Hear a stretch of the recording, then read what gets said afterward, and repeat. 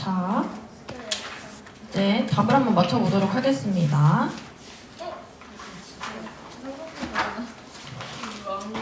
형성평가, 소단원 형성평가 2단원 첫 번째 장부터. 네, 1번에 5번, 2번에 5번, 3번에도 5번, 4번에 4번, 5번에 2번. 넘어가서 1번에 2번, 2번에 2번, 3번에 1번, 4번에 2번, 5번에 4번. 자, 항상성입니다. 1번에 5번, 2번에 3번, 3번에 3번, 4번에 2번, 5번에 2번. 자, 네 번째 쪽 1번에 4번, 2번에 2번, 3번에 5번.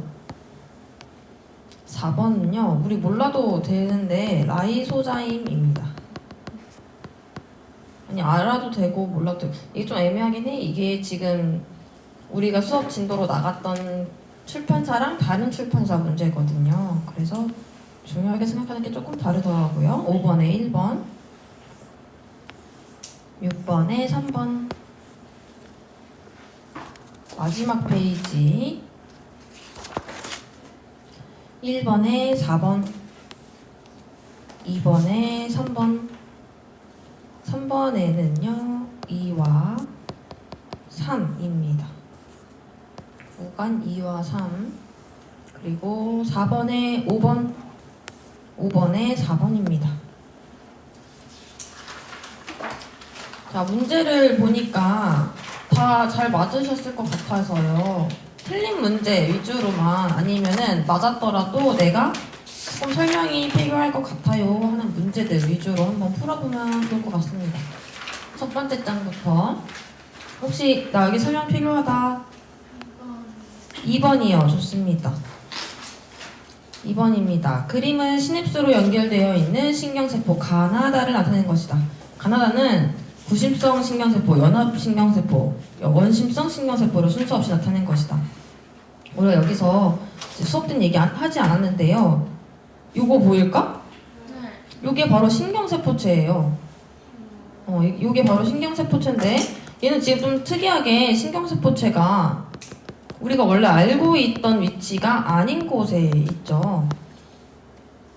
네, 감각뉴런, 구심성 뉴런에서만요 이 신경세포체가 중간에 이렇게 튀어나와 있어요.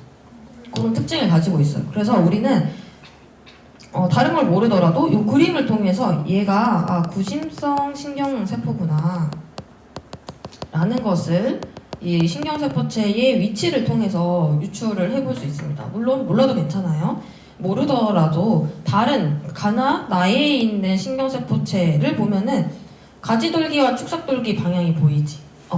그래서 항상 우리는 가지돌기로부터 정보를 전달받고 축삭돌기로 다른 곳에 보내주는 역할을 하지. 그래서 우리가 다른 걸 몰라도 다, 나, 가 순으로 신경 신호가 전달이 되는구나, 전도가 되는구나 라는 걸 알 수 있고요. 그럼 당연히 다가 구심성 신경세포, 나가 연합 신경세포, 가가 원심성 신경세포라는 것을 알 수 있어요. 유추해 볼 수 있어요. 그래서 그걸 가지고 이제 문제를 풀어보면요. 가나다라 이제 1, 2, 3, 4, 5 다 맞고요. 5번이 다는 중추신경계에서 나온 신호를 반응기로 전달한다 라고 했는데 사실 이 역할은 다가 아니라 가의 역할이죠. 연합 뉴런인 이 나에서 결정돼서 명령으로 받은 그것들을 신호를 반응기로 운동기관으로 보내는 것이 바로 원심성 신경세포가 하는 일입니다. 네, 그래서 요거 하나 보고 가는 거 좋습니다. 또 어떤 문제 있나요? 4번이요. 자, 신경세포에서 이온의 이동에 관여하는 막당 물질 A를 나타낸 것이다. 그리고 이에 대한 설명으로 옳은 것은 이라고 했습니다. 지금 세포 밖 밖에서 세포 안으로 나트륨이 들어오고 있어. 근데 우리가 일반적으로 신경세포에는 세 가지가 있었는데, 신경세포 막에 존재하는 막단백질 세 가지 있었는데, 하나는 나트륨 통로, 하나는 칼륨 통로, 하나는 나트륨 칼륨 펌프였어요. 얘는 이제 그냥 통로라고 써주시면 되고요. 통로. 여기는 펌프. 얘는 아무래도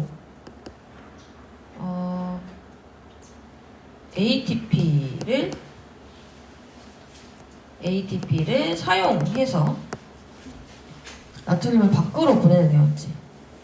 얘는 나트륨을 밖으로 보내는 애야. 그러니까 여기서는 해당이 되지 않아요. 반대로 밖에서 안으로 나트륨이 들어오는 나트륨 통로는 요 그림과 같겠죠. 그래서 요 A는 나트륨 통로라는 걸 알 수 있습니다. 그래서 기억 틀렸고요. 이것도 틀렸고요.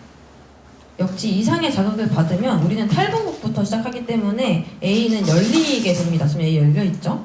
그래서 이것도 틀렸고, 탈분국 시기에 A를 통해 나트륨이 세포 안으로 유입된다. 맞습니다. 5번은요. 왜 틀렸냐? 재분국 시기라면 A가 아니라 칼륨 통로를 통해서, 그리고 칼륨이 세포 밖으로 유출되겠죠. 만약에 A를 통해서 나트륨이 세포 밖으로라고 못 바꾸겠네. 바꾼다면 이제 이 4번이 맞는 보기이기 때문에 4번처럼 말을 바꿀 수 있겠지만 어쨌든 5번 틀렸습니다. 그래서 정답은 4번이에요.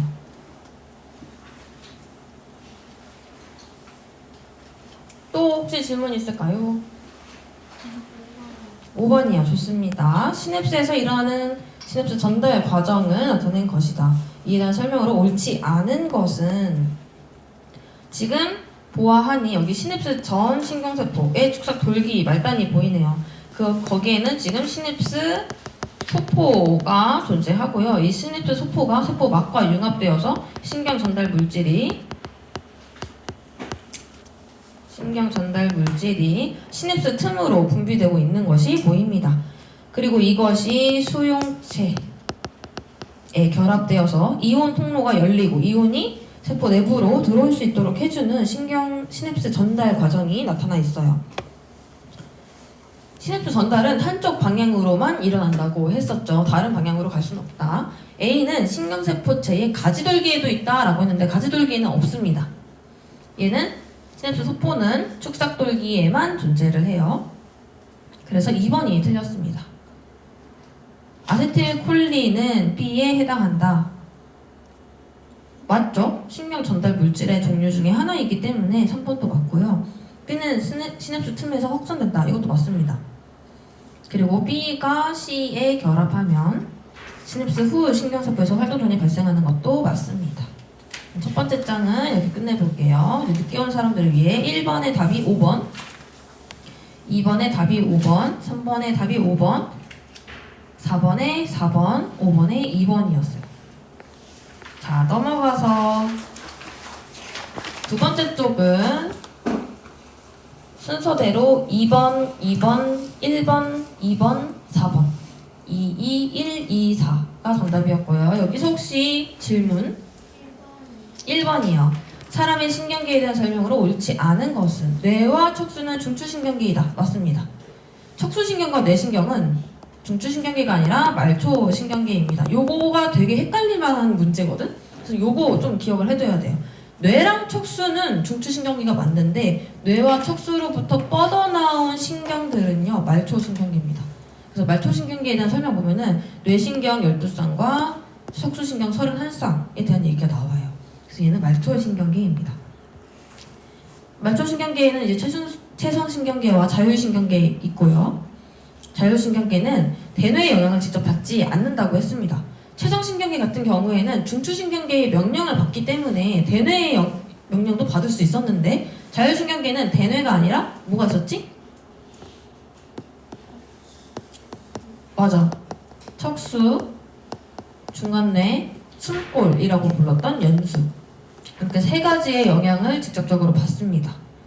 그래서 대뇌 영향은 직접 받지 않고 있고요. 5번에 교감신경과 부교감신경은 2개의 신경세포로 이루어져 있다고 했죠. 반대로 체성신경계는 몇 개? 1개의 세포로 이루어져 있다. 하나가 쭉 이어져 있는 형태다. 좋습니다. 또 4번. 자, 척추와 척수 단면의 구조를 나타낸 것이다. A, B, C는 백색질, 훅은 전근 순서 없이 나타낸 것이다 라고 했어요. 지금 A가 잘 안 보이지만 여기 백색질입니다. 얘가 백색질이라는 걸 어떻게 알 수 있냐? B와 C의 위치를 보면요, 척수로부터 이어져 나오는 다발이 하나씩 있지, 앞뒤로. 등 쪽이니까 뒤에 있는 B가 후근이고요, 배 쪽이니까 앞에 있는 C가 전근에 해당합니다. 우리가 전근은 운동뉴런이라고 했었지, 후근은 감각뉴런이 지나간다고 했었습니다. 그래서 지금 보면 A는 신경세포체가 주로 모여있는 부분이다. 신경세포체는요, 주로 모여있으면 회색질을 띠게 됩니다.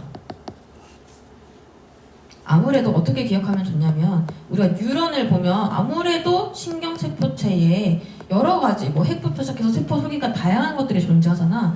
그러다 보니까 들어있는 게 많아서 회색질, 여긴 비어있으니까 백색질, 이렇게 기억해도 좋아요. 네. 그래서 그런 걸 알고 있다면 우리가 A에서 신경세포체가 모여있다? 그럼 내가 척수에서 안쪽이, 즉 속질이 백색질인지 겉질이 백색질인지 알지 못해도 신경세포체가 백색질? 그건 좀 틀린 것 같은데? 하고 바로 유추해서 문제를 풀어볼 수 있거든요. 그래서 1번 틀렸어요. B는 이제 아까 말했던 감각신경, 구심성 신경 다발 맞고요. C는 전근 맞고요. C가 손상되면 운동기능에 이상 생길 수 당연히 있겠죠. 아무래도 얘는 운동 뉴런과 연결이 되어 있으니까. 그리고 5번에 척추 마디마다 신경다발이 좌우 한 쌍씩 분포한다. 요건 알 수는 없지만 지금 여기서 그림을 보니까 전근 후근이 계속 눈에 보여요. 그림에서. 요 그림에서 잘 안 보이려나? 흑백에서 좀 잘 안 보이는 것 같은데 어쨌든 요게 계속 나와 있는 걸 통해서 이거 대충 유추해 볼 수 있겠죠? 보통 이렇게 헷갈리는 문항, 이렇게 5번 같은 문항을 내고 싶잖아? 그러면 보기 중에 아예 틀린 보기를 만들어요, 보통. 그러면은 내가 5번에 대한 정보를 알고 있지 못해도 확실한 거, 1번은 틀렸다는 걸 알 수 있으니까. 그리고 4번이었죠? 자, 그림은 고무망치로 무릎뼈 아래를 살짝 쳤을 때, 즉 무릎 반사에 대한 내용을 그림으로 표현했네요. 지금 보니까 잘은 안 보이지만 아까 얘기했던 것처럼 뭐가 있냐면 신경세포체가 중간에 있는 애가 있어. 그치? 아까 신경세포체가 가운데에 갑자기 그냥 띵 나오면은 얘는 감각 뉴런이라고 했었어요. 감각 뉴런. 반대로 그러면 C는 운동 뉴런이겠구나 라는 거를 유추해 볼 수 있고요. 즉 감각 뉴런이 있는 이 뒤쪽이 후근, 얘가 전근이구나. 그렇다는 얘기는 B는 연합 뉴런이겠구나 라는 거를 유추해 볼 수 있습니다. 그걸 가지고 문제를 먼저 풀어보면요, A는 구심성 신경세포이다. 맞죠? B는 말초신경계에 속한다. 틀렸습니다. 이 연합 뉴런은 보통 중추신경계입니다. 그리고 척수에 이 뉴런이 위치하고 있어요. 이게 잘 안 보이긴 하는데 보통 이렇게 말단 여기 이렇게 있고 B는 이렇게 짧게 있어요. 이렇게 얘처럼 이렇게 짧게 있는 경우 연합 뉴런입니다. 그래서 말초신경계에 속하지 않고요. 이 반응의 중추는 척수이다. 무릎 반사의 중추는 척수가 맞고요. C와 기역 사이에, 지금 C는 운동 뉴런이고 기역은 근육이라는 걸 알 수 있어요. 그럼 골격근과 이 운동 뉴런 사이에 당연히 시냅스가 존재하겠죠? 그래서 시냅스 있다는 거 알 수 있고, 이 반응은 대뇌를 거치지 않고 일어난다. 맞습니다. 척수가 중추이기 때문에. 네. 혹시 여기서 또 질문 있을까요? 없나 봐요. 자, 세 번째 장. 4번이요. 정답은 순서대로 5번, 3번, 3번, 2번, 2번인데요. 5번 질문 들어왔죠? 맞나? 4번이요. 4번 미안. 자, 그림은 간에서 일어나는 포도당과 글라이코젠 사이의 전환을 나타낸 것이다. 그래서 인슐린과 글루카곤 중 하나가 기억 니은에 해당한다라고 했는데요. 우리가 이미 잘 알고 있다시피 인슐린은 혈당량을 죽여주는 역할이야. 근데 죽여주는 역할 중에 하나가 포도당을 글라이코젠으로 바꿔주는 역할이 있었거든요. 그게 바로 기억이겠네. 그럼 기억은 인슐린이 하는 역할이겠다. 반대작용을 하는 게 바로 글루카곤이었죠. 니은은 글루카곤이겠네. 자, 인슐린은 이자의 무슨 세포? 맞아요, 베타세포. 이제 기억할 만하지? 베타세포. 글루카곤은 알파세포. 자, 그걸 알고 이제 문제를 한번 풀어보도록 하겠습니다. 기억은 인슐린이다. 맞죠? 기억과 니은은 간에서 생성되어 분비된다. 맞아요. 이자죠. 틀렸어요. 이자에서 생성됩니다. 이자에서 생성돼서 분비됩니다. 간에서 생성되고 분비된다 라기보다는 이 포도당과 글라이코젠이 서로 합성되거나 분해되는 과정이 간에서 일어나는 거지. 이제 좀 헷갈릴 수 있었어요. 자, 3번. 기억의 분비 이상으로, 즉 인슐린이 잘 분비되지 않으면 당뇨병 나타날 수 있고요. 우리가 이건 대사성 질환에서 살펴봤었어요. 니은은 즉 글루카곤은 공복 상태가 지속될 때 작용하는 호르몬이다. 맞죠? 배고플 때 우리 나타난다고 했어. 기억과 니은의 작용 결과 나타나는 혈당량 변화가 음성 대목임을 통하여 기억과 니은의 분비량을 조절한다. 맞죠? 우리가 음성 피드백이라고 표현을 했거든. 여기에서 음성 대목임이라고 했어요. 이게 한국식 표현인데 음성 피드백과 같은 말이에요. 그래서 문제집이나 또는 기출문제에서도 음성 피드백, 음성 대목임을 혼용해서 사용할 수 있거든. 그래서 요거 하나는 기억해두면 좋겠습니다.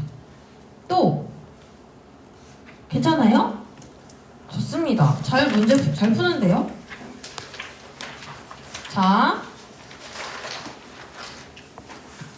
우리 몸의 방어작용. 정답은요, 4번, 2번, 5번. 그리고 라이소자임 1번, 3번이 답이었습니다. 여기서 질문 1번이요. 다음 질환의 공통점으로 옳은 것은 지금 보니까 충치? 한 세균인 것 같아요. 그치? 어릴 때 그 치과 이런 데 가가지고 막 그런 거 안 봤어? 그 뭐지? 의사 선생님이 그 검은색 옷 입고 막 지팡이 같은 삼지창 같은 거 들고 세균이다 이런 거 한 번도 해본 적 없구나. 받아본 적 없어? 나 선생님 어린이집 가면은 어린이집 다녔을 때 치과에 가 불소를 한대. 근데 불소를 하기 전에 막 누가 와가지고 삼지창 들고 이렇게 막 내가 막 충치다 뭐 이러면서 본 적이 한 번도 없구나. 그게 기억이 나. 기억이 너무 많이 나. 그리고 그 불소를 하는 그게 너무 힘들었어. 이게 계속 물고 있으래서 언제까지 이걸 물고 있어야 됐지? 그 생각이 아직도 나. 어릴 때야. 어린이집 다녔을 때. 근데 좀 세균이겠거니 하고 유추해 볼 수 있고요. 콜레라도 마찬가지고요. 독감은 바이러스. 칸디다증은 선생님이 얘기했었지. 질염 얘기하면서 나왔는데요. 요게 바로 이제 곰팡이. 대충 보니까 세균도 등장했고 바이러스도 등장했고 곰팡이도 등장했어. 그러면 지금 우리가 선생님이 저번에 말했던 것처럼 곰팡이 진핵생물이었고요. 바이러스 생물이 아니었고요. 세균은 원핵생물이었어요. 지금 생물적인 특징은 하나도 겹치는 게 없네. 그걸 보고서 나중에 보면은 보이죠? 균류에 의해 발생하는 질환이다? 그거는 칸디다증밖에 없어요. 세균에 의해 발생하는 질환이다? 뭐 해봐야 세균이나 콜레라 정도? 그리고 항바이러스제로 치료할 수 있는 질환이다. 독감밖에 없습니다. 타인에게 전염되지 않는 질환이다? 아니죠. 얘네는 전부 다 전염병에 해당하잖아. 감염병에 해당합니다. 그렇기 때문에 4번이 정답이 되겠어요. 병원체에 감염되어 생기는 질환이다. 또 질문 2번이요. 좋습니다. 그림 가와 나는 독감의 병원체와 결핵의 병원체를 순서 없이 나타낼 것이다. 우리가 독감이 이미 바이러스라는 것을 알고 있어요. 바이러스. 결핵은 세균성도 있고 바이러스성도 존재해. 그치만 여기에서는 가와 나가 구분되어 있으니까 그럼 결핵은 여기서는 세균성을 말하나 보다 라는 거를 조금 유추해 볼 수 있습니다. 그래서 가는 결핵, 나는 독감의 병원체라고 유추해 볼 수 있고요. 그걸 가지고 문제를 풀어보면요. 기억 틀렸죠. 독감의 병원체는 나로 볼 수 있고요. 나에는 유전물질 존재합니다. 가와 나 모두 세포로 구성되어 있지 않아요. 독감은 바이러스니까 생물이 아니었죠. 세포로 구성되어 있지 않아요. 그래서 이렇게 생긴 게 인플루엔자 같은 거라고 생각하시면 돼요. 여기는 뭐 DNA로 그려놓긴 했는데 실제로 DNA가 아니긴 하지만 어쨌든 2번은 그렇습니다. 또 5번이요. 비특이적 방어 작용에 대한 설명으로 옳지 않은 것은 보조 T 림프구가 관여한다. 자, 비특이적 방어 작용이라고 말하면 우리는 조금 헷갈릴 수 있어. 우리가 배웠던 내용 중에는 이게 선천 면역입니다.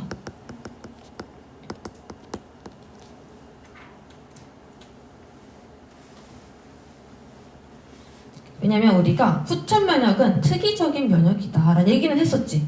그런 얘기는 했었어. 근데 선천 면역은 비특이적이에요. 특이적이지 않다는 얘기는 상대가 누군지 보지 않고 그냥 때린다고 했던 거 기억나지? 그거 생각하시면 돼요.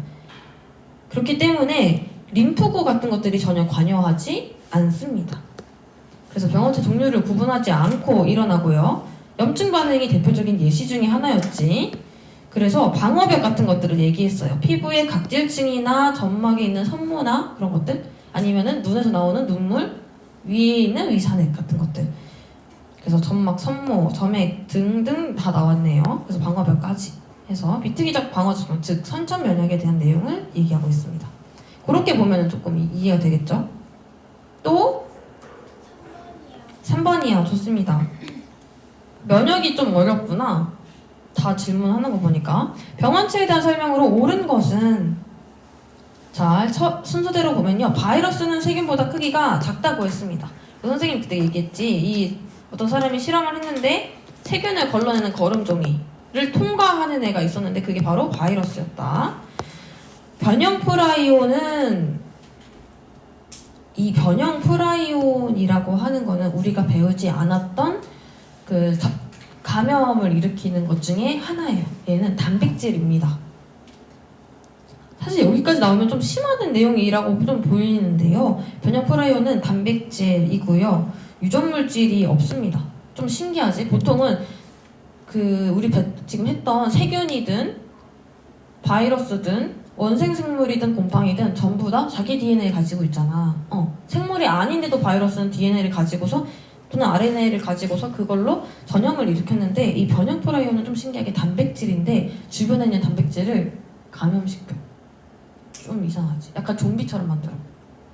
요거 때문에 광우병이 생기거든요. 그래서 하여튼 얘는 유전물질이 아닙니다. 여기는 우리 안 배운 내용이라서 모를만 해요. 세 번째, 말라리아를 일으키는 병원체는 균류가 아니라 원생생물이었어요. 그리고 모기가 매개를 해줬었고요. 세균에 감염되었을 때는 항진균제 아니고요. 항생제였죠. 항진균제는 곰팡이를 치료할 때 사용하는 게 항진균제입니다. 그리고 에볼라 출혈열, 여기서 에볼라 출혈열이라는 말은 처음 들어봤을 수도 있는데 얘는 바이러스의 한 종류예요. 에볼라 바이러스.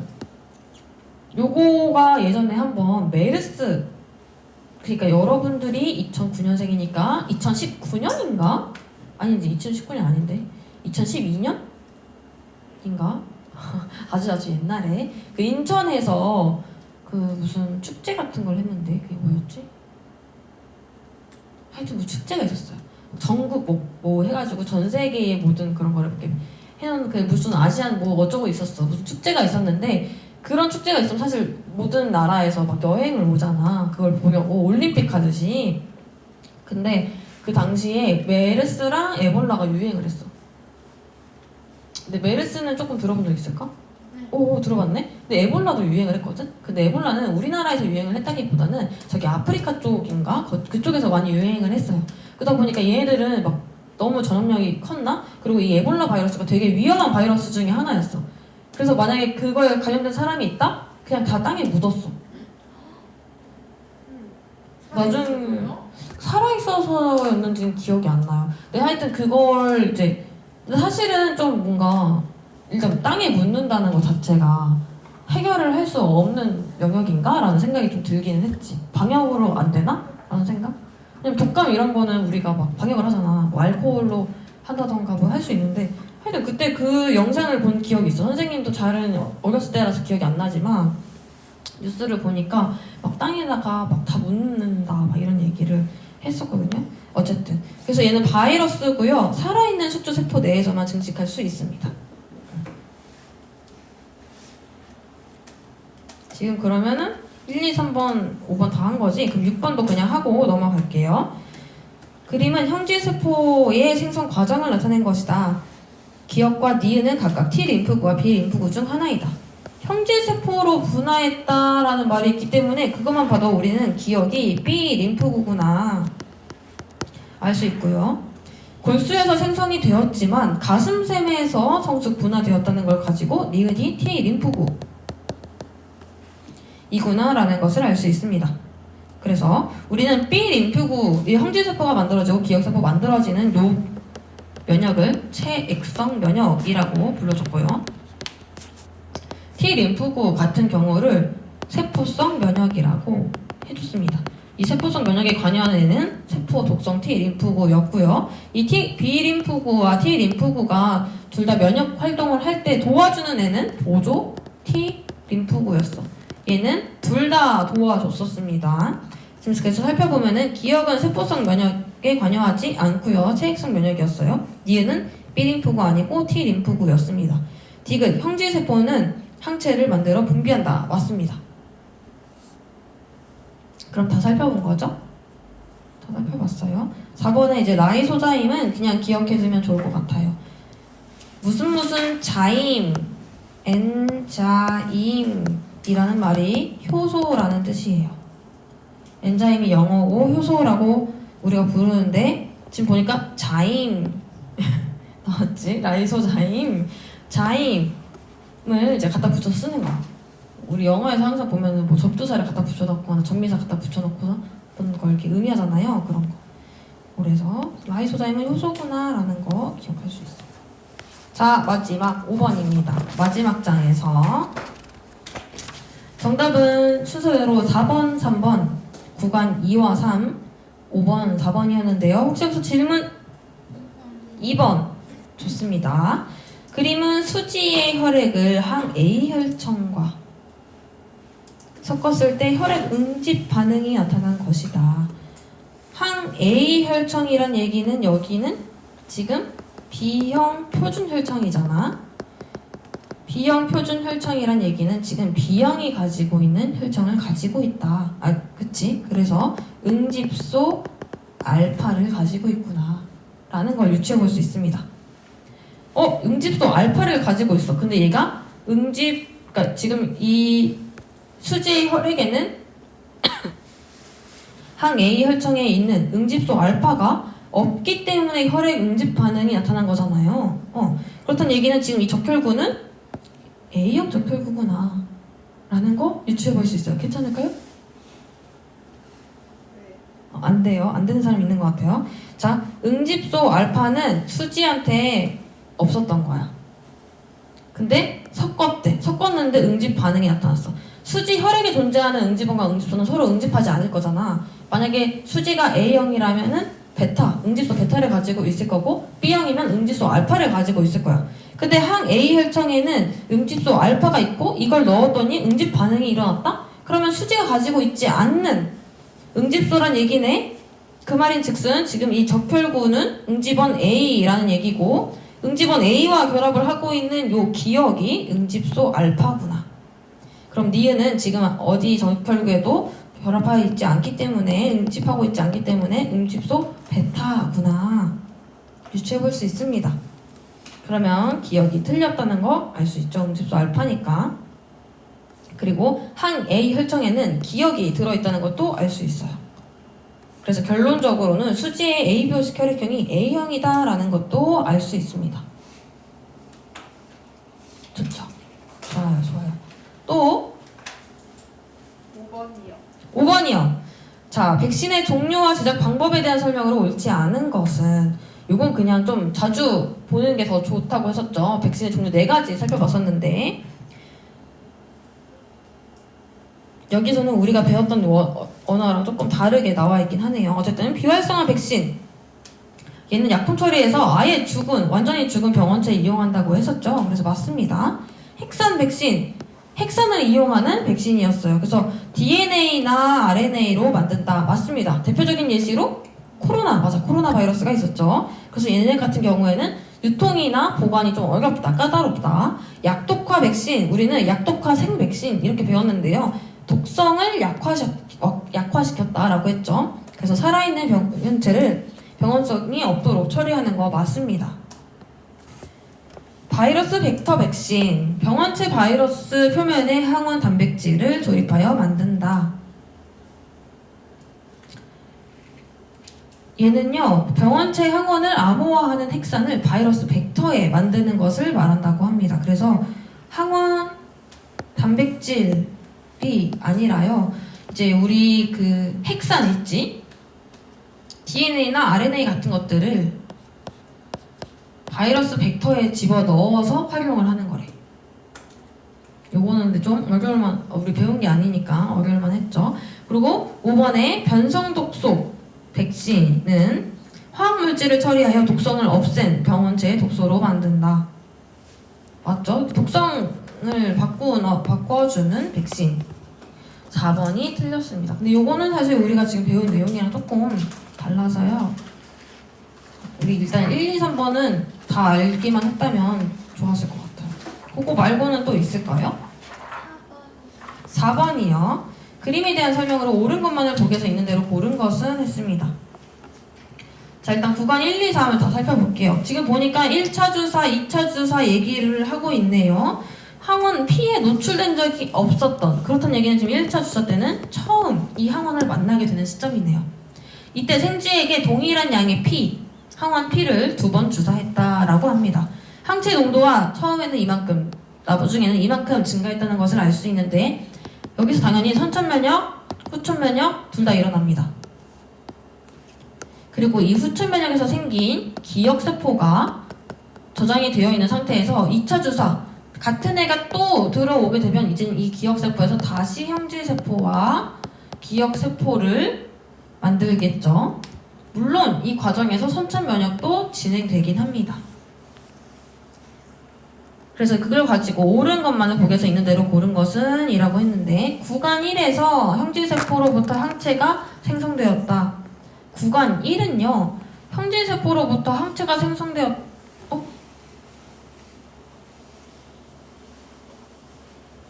맞죠. 항체가 생성되었다. 왜냐? 항체가 농도가 증가하는 시점이라서. 이건 약간 애매하긴 하다. 나였으면 이렇게 문제 안 만들었을 것 같아. 이거 좀 애매한 것 같아요. 이거는 선생님 뭐지? 형질세포로부터 항체가 생성되었다? 맞긴 하거든요. 맞긴 한데, 왜냐면 이게 이 형질세포가 밖에 항체가 이렇게 나와 있어. 그리고 이거를 이제 떼어내는 거야. 떼어내면 이제 우리 몸의 혈액 속에 막 만들어지는 거거든. 그러다 보니까 맞는 말이기는 한데요, 조금 애매하긴 하네요. 어쨌든 니은 구간 2에서 체액성 면역이 일어났다. 체액성 면역은 우리가 그 체액 속에 존재하는 항체들에 의해 면역이었지, 구간 2에서 당연히 체액성 면역이 일어나겠죠. 항체 농도 높아지고 있으니까. 그리고 구간 3에서 2차 면역 반응이 일어났다. 구간 3에서 2차 면역 반응. 맞죠? 지금 이미 이제 1차 주사와 2차 주사 시점을 보면은 여기 이 뒷부분은 2차 면역 반응이구나 라는 것을 알 수 있어요. 2차 면역이 일어나고 있구나 라는 거 알 수 있습니다. 그래서 디귿도 맞아요. 근데 니은 디귿이 보기에 없어서 5번이 답인가 봐요. 근데 알 수 없네요. 이걸 누가 만들었는지 모르니까. 어쨌든 그렇습니다. 선생님이라면 기억을 좀 안 했을 것 같은데, 어쨌든 답은 5번이 되겠습니다. 또 없나 보네요. 그러면은 여기까지.